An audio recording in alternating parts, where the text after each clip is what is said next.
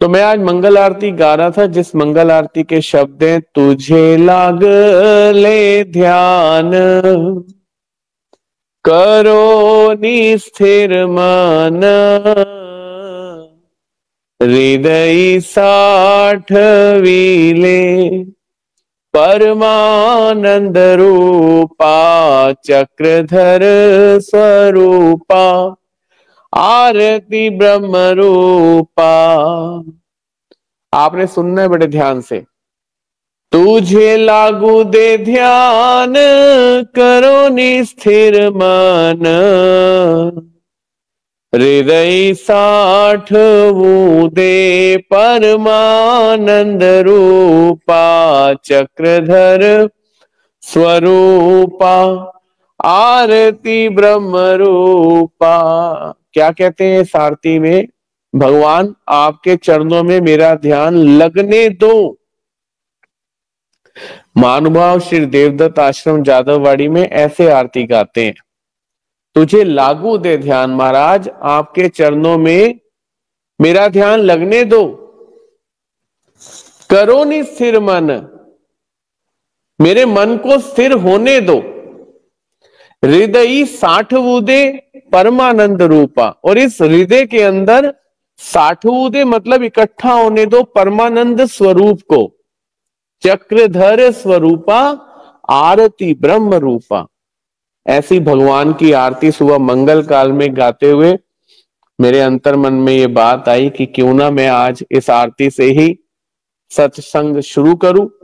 और आज का सत्संग हमारा है एक तो दोषवंत, ऊपर से परनिंदा। जब से सत्र शुरू हुआ है ना, मैं रोज कुछ ना कुछ सीख रहा हूं सत्र के माध्यम से, रोज कुछ ना कुछ सीख रहा हूं, कुछ ना कुछ जान पा रहा हूं। और आज मैंने क्या सीखा कि एक तो व्यक्ति दोषवंत है, ऊपर से परनिंदा करता है, मतलब व्यक्ति में स्वयं पहले दोष ही दोष हैं, और इन दोषों के कारण क्या फल निकल के आ रहा है कि परनिंदा कर रहा है। परनिंदा मतलब दूसरे की बुराई कर रहा है। या तो हो कि वो दोषों से बिल्कुल रहित हो गया हो, फिर परनिंदा करे, समझ भी आता है कि बहुत ज्यादा व्यक्ति ने अपने आप को निर्मल कर लिया है, तो अब दूसरे का दोष बताए तो कोई फर्क नहीं पड़ता। और मैंने एक टाइटल भी डाला कि आत्म शुद्धता के लिए प्रयत्न करना पड़ेगा। आत्म शुद्धता के लिए प्रयत्न मतलब एफर्ट्स, एफर्ट्स मतलब प्रयास करना पड़ेगा। जो भी व्यक्ति ये सोचता है ना कि वो भक्ति पूजा पाठ करे, भक्ति मतलब समर्पण, पूजा मतलब अपने भगवान जी के परम पवित्र संबंधों के द्वारा की गई पूजा, और पाठ मतलब जो रोज का अध्ययन हम करते हैं वो पाठ, उसे पाठ बोलते हैं। उस व्यक्ति के लिए आत्म शुद्धता बहुत जरूरी है, ये बात आप याद रखना। जो व्यक्ति आत्म शुद्धता के बिना धर्म करने का प्रयास कर रहा है, बात बन नहीं पाएगी। और हम रेगुलर इस सत्र के माध्यम से ये सीखने का प्रयास कर रहे हैं कि आत्म शुद्धता कैसे हो। हमें पता ही नहीं चलता हमारे मुंह से कब क्या निकल जाता है, हमें पता ही नहीं चलता। हमारे मुंह से निकल गया, ओहो हमें तो पता ही नहीं चला, लेकिन निकल तो गया ना मुंह से। क्यों निकल गया? क्योंकि हम दोषवंत हैं। हमें कभी अवेयरनेस ही नहीं हुई कि मैं बोलने से पहले सोच लूं कि मैं क्या बोल रहा हूं। आज आधे से ज्यादा पब्लिक की ये प्रॉब्लम है, वो बोल तो देते हैं लेकिन उन्हें ये आभास ही नहीं होता मैं बोल क्या रहा हूं। पता है क्यों? उन्हें ओवर कॉन्फिडेंस हो चुका है कि जो वो सोचते हैं ना वही सबसे अच्छा है। और जिस व्यक्ति को ये ओवर कॉन्फिडेंस है ना कि उसको जो पता है वही सबसे अच्छा है, या उसने पीछे 40 साल की जिंदगी में, 30 साल की जिंदगी में जो अनुभव लिए हैं वही अच्छे हैं, ये उसकी गलत फहमी है। एक व्यक्ति जिस रोड से निकलता है ना, वो 30 साल पहले कैसी थी और आज 30 साल बाद कैसी है, आप अंदाजा लगा सकते हैं। जिस जमाने में कभी सिंगल रोड हुआ करता था ना, आज से 30 साल पहले, आज वहां नेशनल हाईवे बन चुके हैं। आप कैसे कह सकते हो कि मेरा 30 साल पुराना एक्सपीरियंस ऐसा है, देखना आपके साथ भी ऐसा ही होगा? नहीं होता। लेकिन उसे बोलने की आदत है, वो अपने विचारों को ना आपके ऊपर थोप देगा, नहीं मेरे साथ ऐसा हुआ है, मैंने देखा है पहले करके।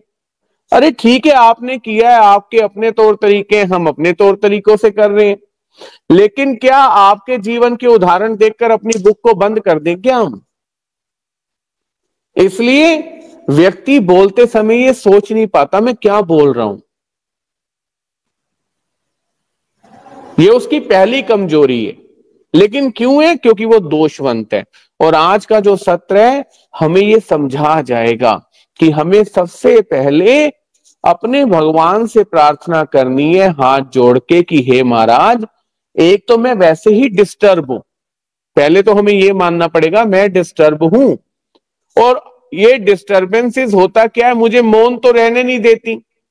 अब ग्रंथों में, शास्त्रों में हर जगह बोला गया है कि मौनम सर्वस्य साधनम। ये जो मौन है ना, आदमी के सुख का कारण बनता है। लेकिन ये बातें तो अब रही नहीं। तो मेरे को आदत हो गई बोलने की, तो चलो बोलना भी बहुत अच्छा है, लेकिन क्या बोलना है, कब बोलना है, किसे बोलना है, इसका मुझे ज्ञान नहीं। व्यक्ति को यही नहीं पता कि गला कहां पे पकड़ना है और पैर कहां पे पकड़ने हैं। जहां पे गला पकड़ना है वहां पैर पकड़ रहा है आज का व्यक्ति। आपको फील होगा, हाँ गुरुजी आप बिल्कुल ठीक कह रहे हो। जहां आज गला पकड़ना है वहां पैर पकड़ रहा है, और जहां पैर पकड़ने हैं वहां गला पकड़ रहा है। कारण क्या है? कारण यही है, दोषवंत होने के कारण। एक व्यक्ति को यह मानने के लिए कि मैं मूर्ख हूं, पता है आपको कितना बड़ा दिल चाहिए ये बोलने के लिए, हाँ मैं मूर्ख हूं, मुझे कुछ नहीं पता। और ये ना एक प्रैक्टिस है। जब आप ये मानना शुरू कर देंगे ना, मैं मूर्ख हूं, मैं दोषी हूं, मैं पापी हूं, मेरे अंदर कोई गुण नहीं है, सारे अवगुण हैं, तब जाके आप अनुभव करेंगे कि आप चुप रहना शुरू कर देंगे। आप कहेंगे मुझे क्या लेना, मुझे कुछ नहीं पता, मेरे को तो अपने विषय में ही बड़ी चिंता है। आप मौन रहना शुरू कर देंगे, क्योंकि अब आपका लक्ष्य संसार से हटकर अपने ऊपर आ जाएगा। और आज का जो सत्र है, भगवान श्री चक्रधर स्वामी जी का निवास स्थान कहां है? वेरूल में है। वेरूल में भगवान से भक्तों का मिलना हो रहा है। और अब जिनका मिलना होने वाला है उनका नाम है सारंग पंडित। और एक लीला आपको अनुभव कराएगी कि व्यक्ति को अपने ऊपर कितना कंट्रोल करना चाहिए। लेकिन कैसे होगा कंट्रोल? आप सबकी उम्र मुझसे बड़ी है, आप मुझसे सीनियर हैं, कोई 50 होगा, कोई 55 होगा, कोई 60 होगा, कोई 70 होगा, कोई 75 होगा, आप सब मुझसे बड़े हैं। आप खुद ही सोचिए व्यक्ति चुप कैसे रहे, जबकि व्यक्ति को तो पता है कि मुझे सब कुछ आता है, मैं तो सब कुछ बता सकता हूं। जो व्यक्ति चुप है ना, मौन है ना, वो सुन भी सकता है और साथ ही साथ बोलेगा भी, तो ऐसा बोलेगा कि दूसरे के हृदय को शांत कर देगा। यहां कहीं भी ये बात नहीं हो रही कि बोलना नहीं है, बात ये हो रही है कि आप बोलो ऐसा कि आपकी वाणी दूसरे को अनुभव करा दे कि ये ना एक्सपीरियंस व्यक्ति है। मतलब आपके शब्दों की गहराई अनुभव करा दे कि यार इनके बोलने में ना एक नपा तुला आभास है। और कभी भी इस कॉन्फिडेंस में ना बोले कि मैं जो बोल रहा हूं ना वही होगा, ऐसा नहीं है। आप लाइफ में कितने उदाहरण देखें, आपको लगेगा हमारा अनुभव कुछ और था, इसके साथ कुछ और हो गया। क्यों पता है? क्योंकि 30 साल 40 सालों में दुनिया बहुत बदल गई है, बहुत बदल गई है। तो जरूरी नहीं है मैंने जैसा जीवन देखा वैसा ही दूसरे का होगा। ये थॉट्स आप घर में निकाल दो। घर में क्यों निकाल दो? अब आज एक सास है, अब हम घरों में जाते हैं, घर में क्या है वही कहानी है, क्योंकि सास भी कभी बहू थी। कहानी क्या है? सास कहती है हमारे समय में तो हम सुबह से रसोई में लगे होते थे, अपने हाथ से कपड़े धोते थे, कोई मशीन नहीं होती थी, खुद कोई नौकर थोड़ी होते थे, खुद बर्तन धोते थे। अब आज 30 से 40 साल का जनरेशन गैप आ गया। ऐसा नहीं है आज लेडीज घर में झाड़ू पोछा नहीं लगा रही या बर्तन नहीं धोती, लेकिन बोलने की आदत है ना, तो व्यक्ति क्या करेगा? बोलेगा, घर बैठा है ना, वेला कैसे रहे, नाम सिमरन करे या मंदिर चला जाए, लेकिन जो घर बैठा है वो यही बोलेगा हमारे टाइम में ऐसा होता था, हमारे टाइम में ऐसा। और वो जो नई बहू आई है वो परेशान हो रही है। यहां मैं आपको फिर वही बात बता रहा हूं कि जो आदमी बोल रहा है ना, उसे ये बोलना आ जाए कि नहीं हमारा जमाना कुछ और था, तब इतने सोर्सेज नहीं थे, रिसोर्सेज नहीं थे कि इतना काम हम जल्दी कर लें। आज बेटे आपके जमाने में चीजें बदल गई हैं, विज्ञान युग बड़ा बढ़ गया है। हमारे जमाने में तो वो छोटी सी रम की बोतल होती थी, रम के ढक्कन में छेद करके रुई बाहर निकालकर उसमें मिट्टी का तेल लगाकर, अब मिट्टी का तेल तो इतिहास हो गया है। आपने लास्ट टाइम मिट्टी का तेल कब देखा मुझे बता दो। और ये छोटी छोटी बातें ना सिर्फ धार्मिक जीवन में नहीं, घर में भी सुख शांति ला देती है। आज मिट्टी का तेल देखने को दिखता ही नहीं, जबकि हमने उस वट के अंदर लाइट जलाकर उजाले देखे। आज तो इन्वर्टर्स आ गए हैं, जनरेटर्स आ गए हैं। हमारे बोलने में हमें क्या चेंज करना पड़ेगा? नहीं बेटे, आज आपके जीवन की चीजें अलग है, हमारे जीवन की, लेकिन हम घसीटते हैं पुरानी बातें। नहीं हमारे जीवन में ऐसा हुआ है, देख लेना आप, आपके जीवन में आप करके देख लो। मेरा तो अनुभव है, मैंने तो पिछले 30 साल इसी में बिता दिए। अरे बिता दिए तो भाई हमसे पूछ के बिताए 30 साल आपने। और आप हमें क्या सिखाना चाहते हो कि हम कोई अच्छा कर्म ना करें, नेक कर्म ना करें, आपके एक्सपीरियंस को देखकर बैठ जाएं? यहां सिर्फ एक बात याद रखना, अभी इसी बात को मैं लीला से आपको जोड़कर दिखाऊंगा। लीला से ये आपको पता चल जाएगा कि व्यक्ति बोलते समय ये भूल जाता है मेरी अपनी लाइफ है, दूसरों की अपनी लाइफ है, मैं अंदाजे ना लगाऊं। और आज की लीला ये मैंने आपको ना भूमिका बना के दी, और आप फील करेंगे वाकई कई चीजें इन्हीं के कारण प्रॉब्लम में है। बातें सबसे ज्यादा प्रॉब्लम का घर है। अगर आपसे मैच कर रही हो तो आपको व्यक्ति अच्छा लगने लगता है, और अगर आपसे क्रॉस होने लग जाए तो आपको व्यक्ति बुरा लगने लगता है। तो पहले ही बात करने की कुशलता ऐसी रखो कि सामने वाले को मेरी कौन सी बात अच्छी लगेगी। अब इसका मतलब ये नहीं कि दूसरे को अच्छी लगे वही बात करनी है, लेकिन यह भी याद रखना चाहिए कि सामने वाले व्यक्ति को मेरी कौन सी बात अच्छी लगेगी और कौन सा तरीका अपनाऊं जिससे मेरी बात की प्रतिष्ठा भी हो, सुनने वाला सोचे वाकई बहुत अच्छी बात बोली आपने। ये आपके अनुभव और आपके बहुत ज्यादा एक्सपीरियंस से आपको प्राप्त होगा। जहां आप विचारों को थोपना नहीं चाहते, जहां विचार विमर्श करना चाहते हैं। सारंग पंडित दर्शनों के लिए निकले हैं भगवान श्री चक्रधर स्वामी जी के पैठन से, और भगवान का इस समय स्थान कहां पे है? वेरूल में।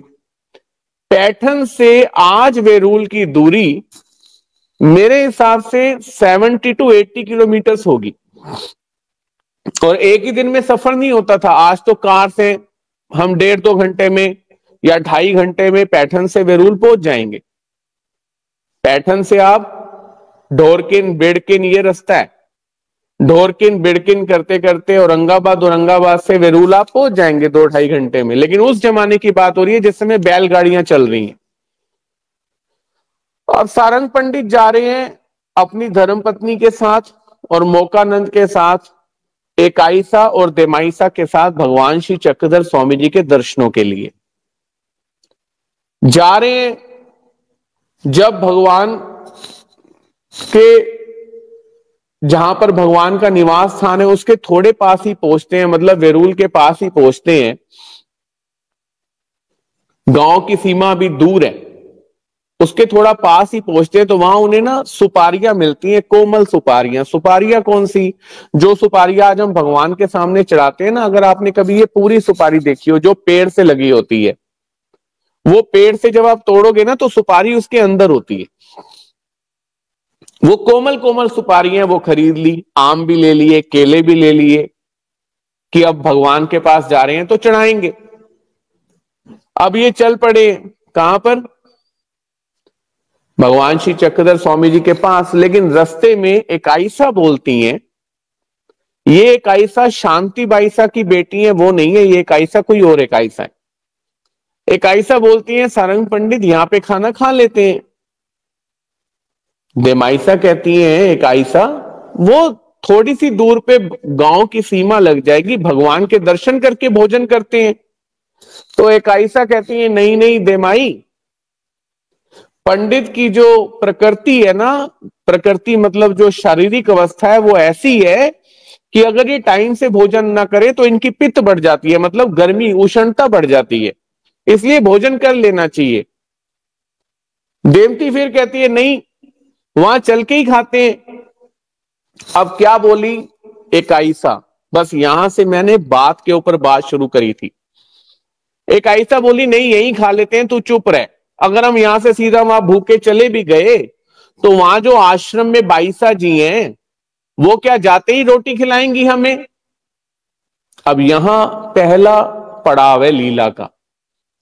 एक तो दोषवंत, ऊपर से परनिंदा। हो सकता है, ये मैं अपनी तरफ से जोड़ रहा हूं, कि शायद कभी एक आयसा किसी मंदिर आश्रम में गई हो जहां उसे रोटी ना मिली हो, और अब ये बात क्या कर रही है, थोप रही है और भक्तों के ऊपर कि जब हम वहां पहुंचेंगे तो जरूरी है कि वहां रोटी तैयार ही मिलेगी। बाईसा कहेंगी बैठो पहले रोटी खाओ। सोचने वाली बात है। मैंने अपने जीवन में लोगों को अपने मुंह से बोलते देखा है, हम मंदिर गए यार, गुरुजी ने चाय नहीं पूछी। हम मंदिर गए यार, गुरुजी ने खाना नहीं पूछा। हम मंदिर गए, गुरुजी ने हमें आवा भगत नहीं पूछी। यहां ये बात याद रखना, एक तो दोषवंत। पहली बात यह है कि जब हम ईश्वर के द्वार जा रहे हैं ना, तो जो कष्ट हो रहे हैं हमें उस दौरान, जो दुख हो रहे हैं, वो कष्ट और दुख अगर हम झेल लेंगे ना तो उससे हमारे पाप कर्मों का नाश होगा। इसके पीछे सिद्धांत है। और मैं आशा करता हूं कि आप सब भक्त शांत और निश्चल मन से सुन रहे हैं। कोई किसी से बात नहीं कर रहा, रोटी नहीं खा रहा, कोई अन्य वार्ता नहीं हो रही आगे पीछे, चप्पल उतार के आप बैठे हैं और आप सत्र सुन रहे हैं, मतलब अध्ययन कर रहे हैं, लीला स्मरण कर रहे हैं। उस पवित्रता को रखते हुए अगर आप देख रहे हैं ना, तो मैं आपको एक शास्त्र की बात बताता हूं। शास्त्रों में ऐसा आता है, दुखे दुख ना सावे। क्या आता है? दुखे दुख ना सावे, हेची ईश्वराचा हेतु। ईश्वर विधि के अंतर्गत जो दुख होते हैं, ईश्वर विधि मतलब जो भी हम ईश्वर की सेवा कर रहे हैं, दर्शनों के लिए जा रहे हैं, उस समय जो हमें दुख होती है, तकलीफ होती है, अगर हम उसे चुपचाप बर्दाश्त कर लें, चुपचाप, तो उससे हमारे पाप कर्मों का नाश होता है। आप प्रमाण देखोगे, आगे लीला आने वाली है। श्री नागदेव आचार्य जी को बड़ा बुखार है, भगवान कहते हैं हमने निधिवासा से सामान मंगाना था। ये डोमेग्राम की लीला है, थोड़े दिनों में आएगी ये लीला जो आपको बड़ा मजबूत बना देगी, मुझे भी मजबूत बना देगी। और आचार्य बीमार अवस्था में भी जा रहे हैं और कह रहे हैं महाराज मैं सेवा करने के लिए तत्पर हूं। और ये लीला आपको क्या फील करा रही है कि एक आयसा क्या कर रही है, दोष आरोपण कर रही है कि क्या वहां पे जाते ही बाईसा जी हमें गरम गरम रोटी खिला देंगे क्या पंडित को, तो हम यही खा के चलें। तो जो दोषवंत व्यक्ति है ना, जिसे पूरी श्रद्धा नहीं है, वो दूसरे की निंदा करेगा ही करेगा। याद रखिएगा ये बात, इसलिए मैंने आपको बताया था। और अब मैंने इसमें इंटरप्रिटेशन क्या लगाई है कि हो सकता है कोई भगत कभी मंदिर गया हो, उसे टाइम से रोटी ना मिली हो, कुछ भी कारण हो सकते हैं, लेकिन जरूरी थोड़ी है कि आज भी वही कंडीशन होगी कि भाई आप मंदिर गए थे रोटी नहीं मिली, मैं गया तो मुझे भी नहीं मिलेगी। हम क्यों लोगों के आगे ये बातें करते हैं? हम चुप नहीं रह सकते? हो सकता है यार वहां पे कोई उस समय अड़चन थी, इस समय आप जा रहे हो। एक परिवार में एक पीढ़ी गरीब रहती है, दूसरी पीढ़ी करोड़ोंपति हो जाती है। अब पुरानी वाली पीढ़ी क्या कहे, यार मैं तो उस घर में पैदा हो गया था, वहां तो गरीबी गरीबी थी। अरे आगे वाले ने अगर प्रारब्ध अमीरी का जोड़ा हुआ है तो उसी पीढ़ी में अमीरी हो जाएगी। यहां मेरी बात समझना कि हमें अपने साथ हुए एक्सपीरियंसेस दूसरे को बताते समय थोपने नहीं है, सिर्फ ये समझाना है कि यार हो सकता है मंदिर आश्रम में थोड़ी असुविधा हो। क्यों? आज हम घरों में रहते हैं, घरों में तो हमारे पास सारी व्यवस्था है, हमने मैनेज किया हुआ है।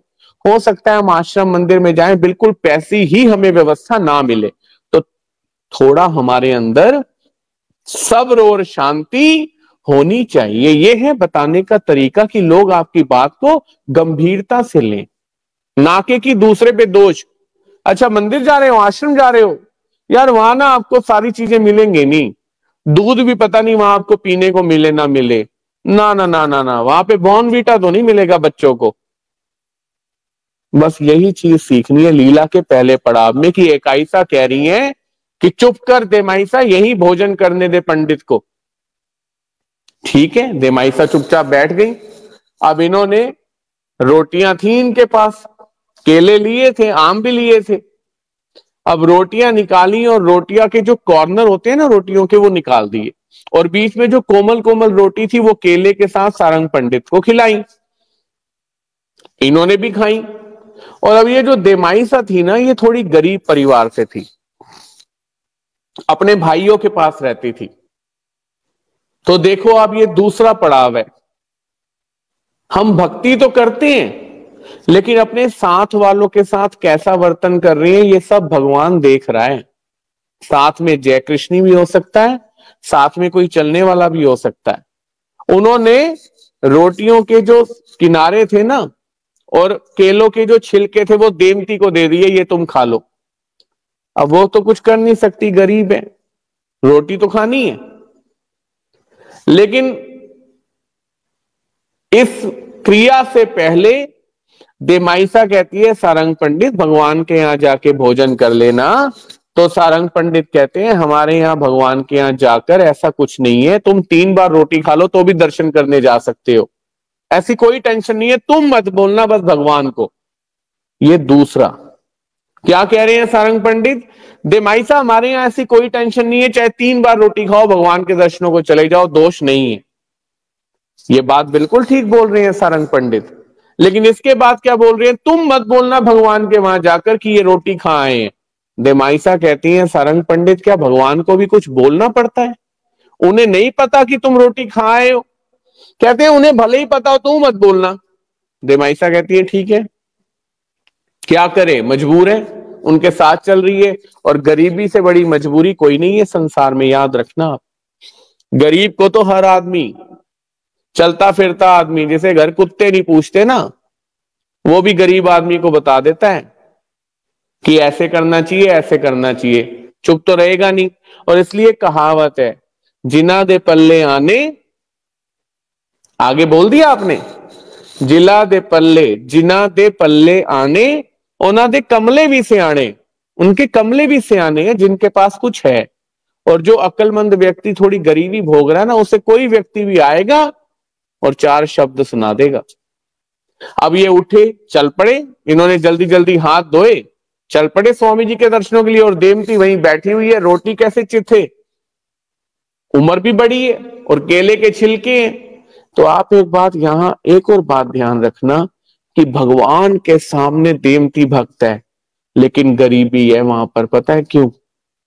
जिस व्यक्ति ने अपने जीवन में दान धर्म, अन्न दान, वस्त्र दान, द्रव्य दान, तरह तरह के दान नहीं किए ना, वो एक दिन ऐसे ही केले के छिलके और रोटी के किनारे खाने पे मजबूर हो जाता है। इसलिए आप सभी भक्तों को मैं बार बार दान पे चेतना देता हूं। क्या आपने कभी सोचा है, मैंने अपना आपको नंबर दिया है गूगल पे या पेटीएम का कि नहीं मेरे को अनुदान कर दो ना? मैंने हमेशा ये आपको बढ़ावा दिया है कि आप जिस क्षेत्र में रहते हैं, आप जिस जगह पे रहते हैं, आपके घर के पास जो मंदिर है, वहां पर आपके जैसे आप महीना होता है, हम मंथली क्या करते हैं, घर में दाल भी आती है, चावल भी आता है, आटा भी आता है, घर में डेली सब्जियां भी आती है, मसाले भी आते हैं। और अगर आप एक अच्छे जय कृष्णी भक्त हैं तो आप सोचा करो यार, मेरे घर के पास जो मंदिर है ना, वहां भी तो मेरे भगवान को भोग लगता है, वहां भी तो वो संत सन्यासी रहते हैं, मैं वहां भी नियम से आटा, चावल, बेसन, मसाला डोनेट करूं। जैसे मैं अपने बच्चों की चिंता करता हूं, वैसे ही मेरे परब्रह्म परमेश्वर के जो भक्त बैठे हुए हैं, इनकी चिंता भी मुझे करनी है। इतना स्नेह, इतना प्रेम हो आपके अंदर, कि मैं जी ये आप सबके लिए लाया हूं, महीने के महीने मेरे घर राशन भगवान भेज रहे हैं, तो मेरी जिम्मेवारी बनती है जो मेरे शहर में साधु संत बैठे हैं उनके यहां भी मैं कुछ ना कुछ भेजूं। इसे बोलते हैं अन्नदान। और एक बात और याद रखो, घर में बिजली का बिल भी आ रहा है, क्या हुआ मैं 200-300 रुपए 400 रुपए मंदिर दे दूं, गुरुजी बिजली बड़ी चलती है, मैं भी तो आता हूं पंखों के नीचे बैठता हूं, लाइट में आके यहां बैठता हूं, सिमरन करता हूं, लो गुरुजी आप मेरी तरफ से कहीं लगा लेना। मैं हमेशा आपको इस बात पे पता है क्यों लाता हूं, क्योंकि आप ये सत्य मानिए कि दान बहुत बड़ी विधि है, बहुत बड़ी विधि है। और मैं आपके आगे प्रमाण भी रखता हूं, श्री कृष्ण भगवान कह रहे हैं दानम दमश्च यज्ञश्च, दान दान श्री कृष्ण भगवान द्वापर युग में भी कह रहे हैं और कलयुग में भगवान श्री चक्रधर स्वामी भी कह रहे हैं। तो जो एक भक्त है जो प्रेम करता है उसके लिए दान नहीं है, उसके लिए तो समर्पण है कि भाई जैसे मैं घर में करता हूं वैसे ही मेरे भगवान का घर है। तो हमें किसी समय उस देवाईसा माता की तरह ना केले के छिलके और रोटी के किनारे ना खाना पड़े। भाई गरीबी बहुत बड़ा दुख है, बहुत बड़ा दुख है। और गरीबी ना देना महाराज, कोई ऐसी विधि करा लो, कोई ऐसी सेवा करा लो। आज लोग हैं, भगत हैं, अपने अपने घर में बड़े बड़े अवसर कराते हैं, बड़े बड़े पंचावतार अवसर कराते हैं, बड़े बड़े धार्मिक पूजा उत्सव कराते हैं। मैं तो अपनी जिंदगी में नहीं कर पाया। क्यों? क्योंकि मैंने ऐसा अधिकार ही नहीं जोड़ा। लोग साधु संतों को वस्त्र दान करते हैं, मैं नहीं कर पाया महाराज। लेकिन क्या हमारे घर रेगुलर कपड़े नहीं आते हमारे?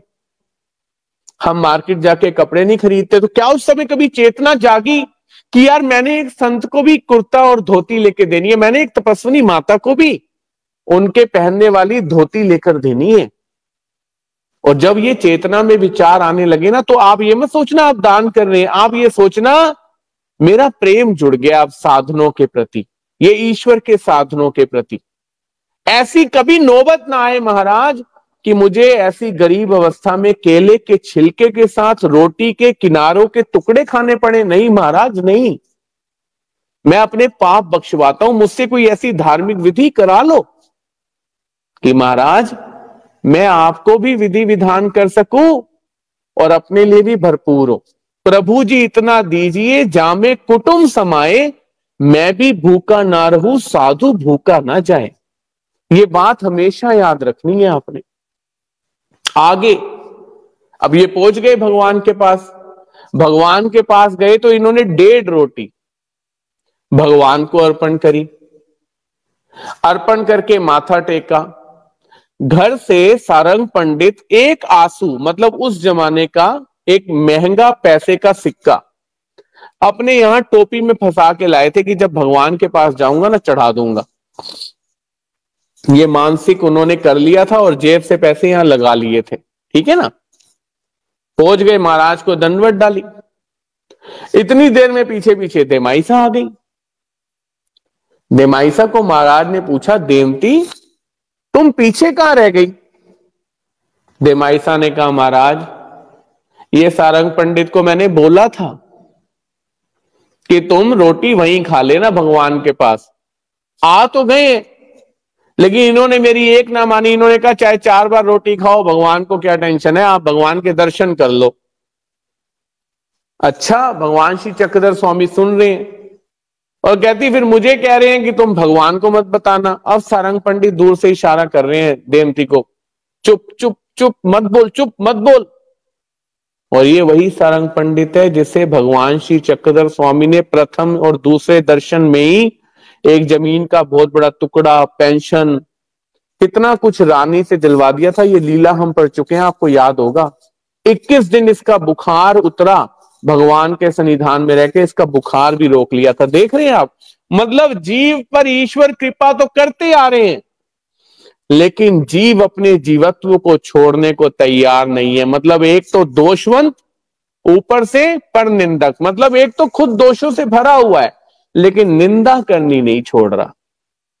भगवान श्री चक्रधर स्वामी कहते हैं, सारंग पंडित अन्य तीर्थों पर जब लोग जाते हैं ना देवताओं के, तो वहां भी तीर्थ उपवास रख लेते हैं, जब तक पूरी पूजा पाठ नहीं कर लेते, मुंह में कुछ नहीं डालते। और तुम तो यहाँ साक्षात परब्रह्म परमेश्वर के दर्शन करने आ रहे हो, ईश्वर के स्थान पे आ रहे हो, और तुम्हारी इतनी भी श्रद्धा नहीं बची कि थोड़ा रुक के भोजन कर लेते हैं, पहले भगवान को दर्शन कर ले। और ये जो रोटी तुमने हमें चढ़ाई ये भी झूठी, क्योंकि इसमें से पहले तुम निकाल के खा चुके हो। तो अब मैं आपको एक बात बताना चाहता हूं। कई बार लोग ना मुझसे ये प्रश्न पूछते थे कि गुरुजी अब हम पहले ही रोटी निकाल के बाद में रोटी सुची रहेगी भोग लगा दे। बिल्कुल नहीं। जब आपकी रोटी बनी है ना, कोई जरूरी नहीं है 12 बजे ही भोग लगाना है। जब रोटी तैयार हो गई है ना, घर में परोसने से पहले वो भोजन की थाली भगवान को भोग लगा दो। ऐसा कोई नियम नहीं है कि आपको 12 बजे ही लगानी है। क्यों? क्योंकि अगर 12 बजे से पहले आपके बनाए भोजन में से घर वालों ने भोजन कर लिया है ना, तो वो झूठा हो चुका है। ये बात आप याद रखना, ये लीला का प्रमाण है। भगवान खुद कह रहे हैं कि ये झूठी रोटी है, तुम पहले इसमें से यूज कर चुके हो। मतलब डब्बा तो एक ही है ना रोटी का, सब्जी की कढ़ाई तो एक ही है ना, तरी वाला जो दाल है उसका कुकर तो एक ही है ना, तो उसमें से अंदर बाहर तो हो ही गई है ना चीजें। तो यहां भगवान श्री चक्रधर स्वामी हमें सिखा रहे हैं कि जब आपका भोजन बना ना, आप उसी समय भोग की थाली लो। और एक बात याद रखो, हमारे भोग के बर्तन अलग होने चाहिए। उन भोग के बर्तनों को अलग धो के अलग रख दें कि ये हमारे भोग के बर्तन है, ये हमारे आम बर्तन नहीं है। ये पवित्रता हमें बनानी पड़ेगी अपने अपने घरों में कि हमारे घर की भोग की थाली अलग हो। और जब आप भोग लगाने जाओ ना, तो उस पे एक कपड़ा, वस्त्र या दूसरी थाली ढक के लेके जाओ, वो कोई देखे ना। उस पे कृपा दृष्टि पहली भगवान की ही पड़े। क्या प्रमाण है? आरती करते थे, कृपा दृष्टि से अवलोकन कर, उचिष्ट अपना प्रसाद देओ, घड़वाओ अधिकार करो जी, भोग मेरा स्वीकार। नमो पंच अवतार करो जी, भोग मेरा स्वीकार। ढक के लेके जानी है थाली। ये नियम बनाना है हमने, क्योंकि हम सीख रहे हैं, हम सिद्ध नहीं है भाई। मैं सीख रहा हूं, प्रैक्टिस कर रहा हूं मैं। याद रखना ये बात। आप इस एक ही लीला में बड़ा कुछ सीखने को हमें भगवान जी ने दिया है। बस हमारा ध्यान वैसा होना चाहिए कि हम कुछ चेंज कर पाए। और हम चेंज करेंगे, चेंज करने ही तो आए, चेंज करने ही आए। और अब भगवान श्री चक्रधर स्वामी सारंग पंडित को बुलाते हैं। ये सबसे बड़ी बात है इस लीला में सीखने वाली, सबके लिए, आपके लिए, मेरे लिए, सबके लिए ये बात सीखने वाली है, क्योंकि ये गलती सबसे होती है। सारंग पंडित को कहा महाराज ने कि तुम ये सुपारियां लाए हो, तुमने देखी थी ये कैसी हैं? सारंग पंडित कहते हैं महाराज बिल्कुल ताजी है, मैंने खुद देख के ली है, ताजी बिक रही थी। भगवान ने कहा नहीं ये तो खराब है। कहते नहीं महाराज ताजी है, मैं कह रहा हूं ये ताजी है। भगवान ने कहा लो। भगवान ने जैसी तोड़ी सरोते से, अंदर से वो खराब निकली, काली निकली। सारंग पंडित कहते ओहो महाराज मैंने तो देख के ली थी, ये खराब कैसे निकल आई? मैंने तो बड़ा सोच समझ के ली थी। अब भगवान ने वही सुपारी दोबारा बंद करी, मतलब जो ऊपर ढक्कन होता है ना सुपारी का, पेड़ पे लगी होती है, ये बंद करी। अब भगवान ने सारंग पंडित को दोबारा पूछा, और जो आप अक्लमंद लोग हैं ना, बड़ा ध्यान से सुनना, ध्यान इधर उधर मत जाने देना। दोबारा सुपारी स्वामी श्री चक्रधर महाराज ने बंद करी और बोला सारंग पंडित अब बताओ ये सुपारी सही है या खराब है? तो सारंग पंडित कहते हैं महाराज ये तो खराब ही है, अभी तो आपने दिखाई। भगवान कहते नहीं ये सुपारी बिल्कुल ठीक है। कहते नहीं महाराज मैं कह रहा हूं अभी तो आपने दिखाई खराब है ये सुपारी। महाराज कहते हम कह रहे हैं ठीक है। कहते नहीं महाराज खराब है। भगवान कहते फिर शर्त लगा लो, क्या दोगे अगर सही निकल आई? तो भगवान ही आगे बोले ये जो तुमने अपनी पगड़ी में एक आंसू रखाया हुआ है ना, ये ले लेंगे हम। देख रहे हो आप, कई बार हम मन में बड़े विचार कर लेते हैं, मैं ना ऐसा करूंगा, मैं ना वैसा करूंगा। मैं ना ये दे देता हूं, चलो मैं ना गुरु जी को ये दे देता हूं, चलो मैं मंदिर जाता हूं ना ये दे देता हूं, मैं ना गुरु जी को अमेरिकन एक्सप्रेस का कार्ड दे देता हूं। ऐसे बहुत से वादे करते हैं हम, लेकिन क्या करते हैं, वो पगड़ी में ही रह जाते हैं। मैं ना गुरु जी को जाके 10 किलो चावल दे आता हूं, मैं ना मंदिर में ऐसा करूंगा, जब मेरा बेटा पास हो जाएगा मैं ना पंगत करूंगा। लेकिन क्या होता है, चीजें हो जाती हैं और होने के बाद हम भूल जाते हैं। यहां भगवान बता रहे हैं कि एक व्यक्ति ने संकल्प घर में किया है, वो एक आंसू घर में अपनी टोपी में रखा है, लेकिन भगवान को वहां पता है कि ये मेरे नाम का हो गया है वहीं पर, लेकिन यहां आकर ये भूल गया है। और कई बार व्यक्ति भूल जाता है और कई बार व्यक्ति देना नहीं चाहता। चलो सोचा था फिर कर लेंगे, चलो सोचा है अभी कौन सा मरने लगे हैं, कर लेंगे, और चलो हो गई थी बात अब कर लेते हैं, कर लेंगे, कौन सी टेंशन है। गलत कर रहे हो आप। जिस समय जो बात आपने संकल्पित करी ना, अगर आप एक अक्लमंद भक्त हो ना, तो उसी समय जाकर भगवान के सामने रख देनी है, महाराज मैंने सोचा था ये आपको श्री चक्रधर अर्पण। सारंग पंडित समझ गए। अब भगवान ने वही सुपारी जो पहले खराब निकली ना, जब खोल के दिखाई तो वो अंदर से बढ़िया एकदम साफ। और भगवान ने स्वयं सारंग पंडित को नहीं कहा दो, मैं जब ये लीला आवर्तन कर रहा था मैं यही सोच रहा था कि परब्रह्म ने स्वयं उनकी टोपी से वो आंसू निकाल लिया और बाईसा जी को देके कहा ये हमारे यूज में लेके आओ। आप देख रहे हो आप, अगर आप ऐसे ही ईश्वर का खजाना जो आपने ईश्वर के नाम कर दिया है वो अपने घर में रख के बैठे हो ना, चीजें आगे बढ़ा रहे हो, तो गलती से कहीं ईश्वर का हाथ उसे लेने ना आ जाए, क्योंकि वो किस तरीके से लेके जाएगा पता नहीं चलेगा आपको। एक ही लीला है और एक ही लीला में हमें कितना कुछ सीखने को मिल रहा है। इसलिए कोशिश करो अपने साथ हुई घटनाओं को दूसरों के जीवन में वैसी ही होंगी, कोई जबरदस्ती नहीं है, मत थोपो उनके ऊपर। ठीक है भाई, मेरी अपनी लाइफ है, आपकी अपनी लाइफ है, मेरे अपने कर्म है, आपके अपने कर्म है। किसी जमाने में 100 वाट का बल्ब होता था रेड, कितना मीटर घूमता था। आज एलईडी बल्ब आ चुके हैं, 9 वाट में इतनी लाइट हो रही है। आपका अपना प्रारब्ध है, मेरा अपना प्रारब्ध था। सोचने वाली बात है। किसी जमाने में बच्चे हाथ में चिटकनी बजाते रहते थे, टिक टिक टिक टिक टिक टिक टिक टिक टिक टिक।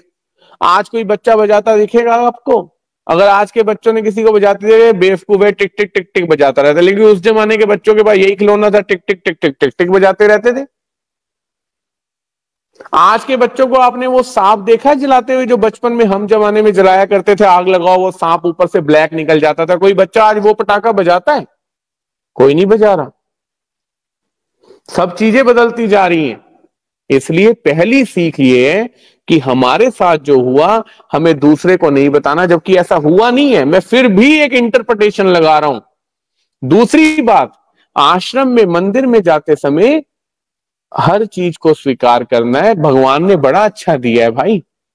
मैंने अपने कानों से सुना है कि किसी जमाने बैलगाड़ी में लोग तीर्थों पे जाया करते थे। बताओ कितने दिन लगते होंगे भुसावल से जालिका देव बैलगाड़ी में।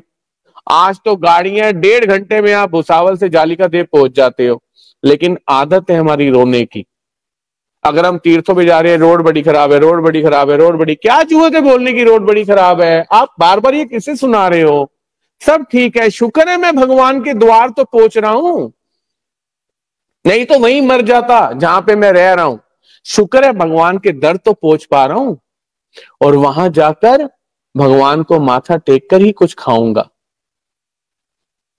पता चले 1 किलोमीटर दूर तीर्थ स्थान है और हम बैठे हैं बाहर रेस्टोरेंट में, चलिए पहले पिज्जा खा लेते हैं, उसके बाद और वहां गए तो निकल गई आरती पूजा पाठ।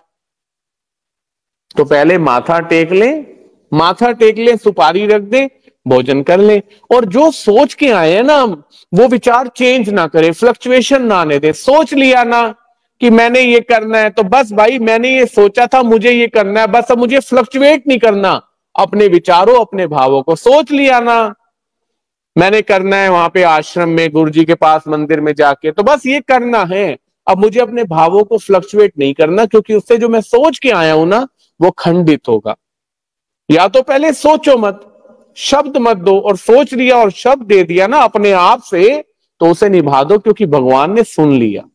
भगवान हर समय हमारे साथ हैं। और यहां भगवान श्री चक्रधर स्वामी सारंग पंडित को यह भी बोलते हैं कि एक तो तुम दोष कमा रहे हो, ईश्वर से मिलने से पहले भोजन कर रहे हो, दूसरा सांघात धर्म भी नहीं निभा रहे, मतलब जो साथी तुम्हारे साथ है उसके साथ समान व्यवहार करो, उसे तुम छिलके खाने को दे रहे हो। यहां भगवान ने चोर की और अपनी घटना बताई। जब चोर समझ के भगवान श्री चक्रधर स्वामी जी को नागपुर में पकड़ लिया गया था ना, तो भगवान ने अपने साथ जैसा वर्तन वो कर रहे थे वैसा ही वर्तन चोर के साथ करने के लिए बोला। इसलिए आप सब महानुभाव, ये जो सत्र हमारा चल रहा है रोज मुझे और आपको कुछ सिखा रहा है।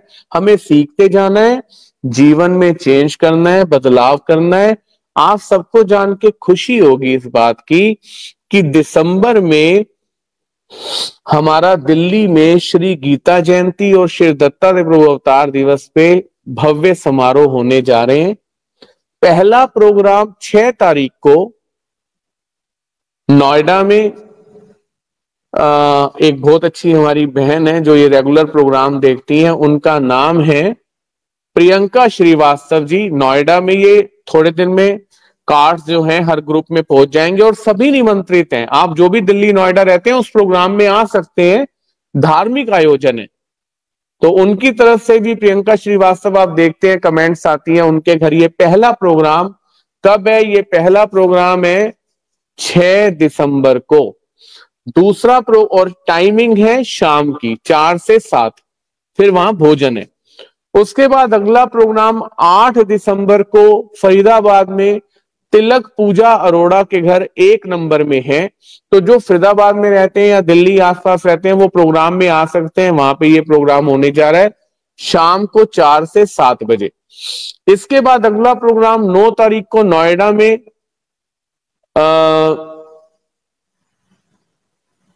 गौर सिटी 2 के अंदर है। उसका भी कार्ड आपके पास आ जाएगा 9 तारीख मंडे के दिन शाम को, सॉरी शायद शाम को है, मैं आपको टाइम बता दूंगा। आप वहां पर भी प्रोग्राम में जरूर आए। ये सारे धार्मिक आयोजन है श्री दत्तात्रेय प्रभु अवतार दिवस पे और श्री गीता जयंती अवतार प्रकाशोत्सव पे। ये किसी का पर्सनल प्रोग्राम नहीं है, ईश्वर के कार्यों के लिए मनाए जा रहे हैं। एक चौथा प्रोग्राम और है जो जैसे ही कंफर्म होगा मैं आपको बता दूंगा। 12 तारीख को यमुनानगर श्री कृष्ण मंदिर में प्रोग्राम है जहां से वापसी होगी।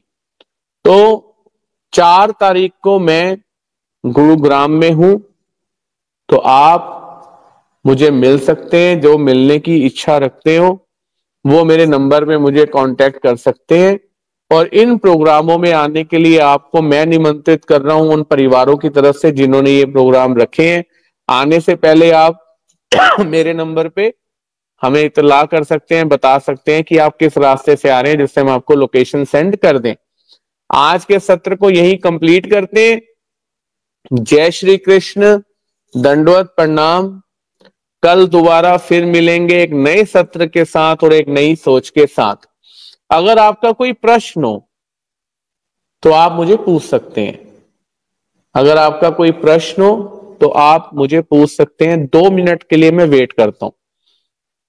47 मिनट्स हो चुके हैं और मुझे लगता नहीं कि आपका कोई प्रश्न है, क्योंकि सब ग्रेट पर्सनैलिटीज हैं, कोई ऐसी टेंशन वाली बात नहीं है।